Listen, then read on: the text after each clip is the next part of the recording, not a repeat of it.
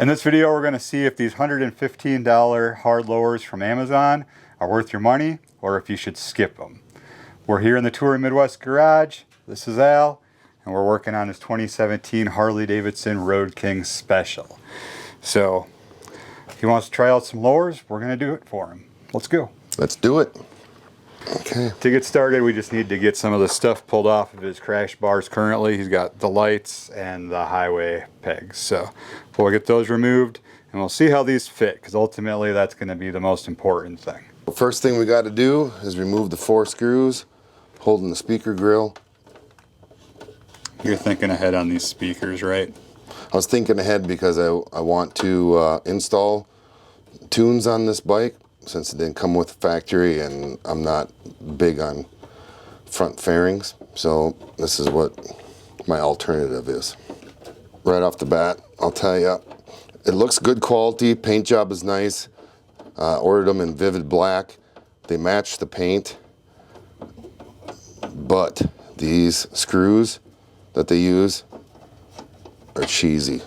And I'm sure the first question that comes to mind of the viewers, because I know it'd come to me, is, okay, you spent money to do a 128 upgrade, the big bore kit, and you spent money on Reinhardt exhaust. Why are you installing cheap ass hard lowers?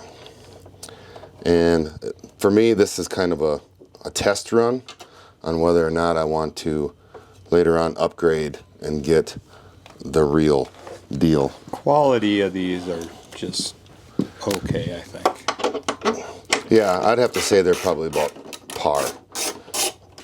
But the main thing here is that we're doing this to save you folks out there money in the long run.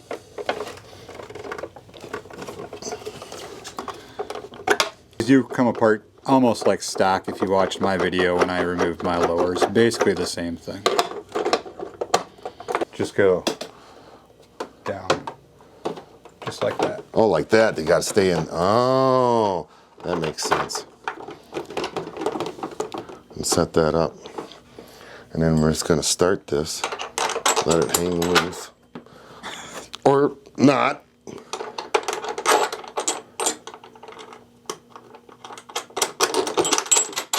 There you go. We're gonna leave that loose for now so we can maybe do a little bit of adjustment. And then we have our small little horseshoe bracket that goes underneath. I would assume it goes like this. Yep. I don't know. Is there a wrong way or a right way to check your gaps? You just kind of throw them on there and go for it? Yeah, I think so. Okay. I don't think there's a whole lot of play. The Harley ones, this has got to be a better design, isn't it?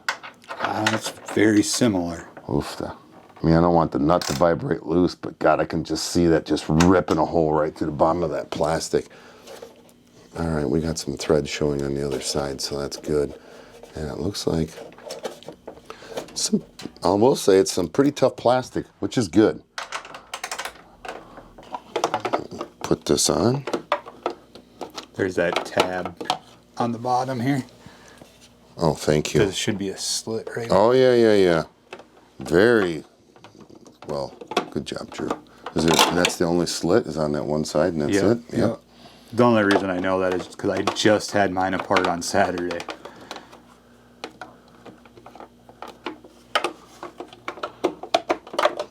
Ooh, look at that. Now we get to start this bolt in here. On stock, that's a nut. The stud comes from the inside, and instead of a screw there, it's a nut. So now we're going to try to insert this and get her started. I'm sure I could probably do it putting it on extension, but all right, now we got to torque that to specs. Amazon specs. Doesn't look too bad. No, it looks really good. That's one thing I was a little bit worried about, is that how tight is this going to be?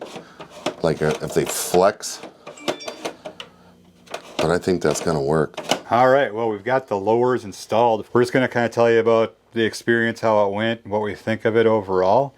I'll say after just having mine off a few days ago to change the crash bar out, I think obviously they're a little bit cheaper than OEM. I mean, cost-wise, they're a lot cheaper than OEM.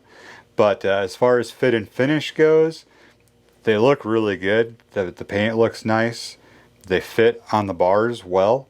So I think we're all good there. I mean, what are you thinking? I'm very happy with them. They actually fit better than I thought they were going to fit. And that the actual quality of it, the paint is really, really good. I mean, they did a really nice job on these things. Surprising. It's very surprising. I mean, they are a nice glossy black, and for the price, I guess in this case you do get what you pay for. I'm very happy. I'm pleased. It's going to get the shit beat out of it by rocks and bugs and everything else. So if they last me for a couple of years and I got to replace them, I'm okay with that. Yeah, $100. So yeah, I think that's the thing. It's just going to come down to durability and how well they last, how the paint does under the sun beating on it and things like that, and you know, road debris and weather and all that. But overall, I mean, I think for what you pay for them, I'm going to give them a thumbs up. And I'll have a link down in the description below if you want to grab a pair for yourself for your bike. Job done. Makes the bike look a lot different. I just think it makes the front end look fatter and meaner. I don't know. I like lowers though. So I like the way it looks, and also if you get caught in the rain, there's a good chance I'm gonna keep my feet a whole lot drier than they would have been before. Yeah, you'll be amazed. Like when the road's wet, even if it's not raining, but you get the road spray and stuff, like makes a huge difference. Awesome. Yeah. Thank you, Drew. Yeah, thank you. Awesome. Good stuff. Well, thanks for tuning in, guys. Stay safe out there as always. We'll catch you in the next video from Touring Midwest. Peace. Peace.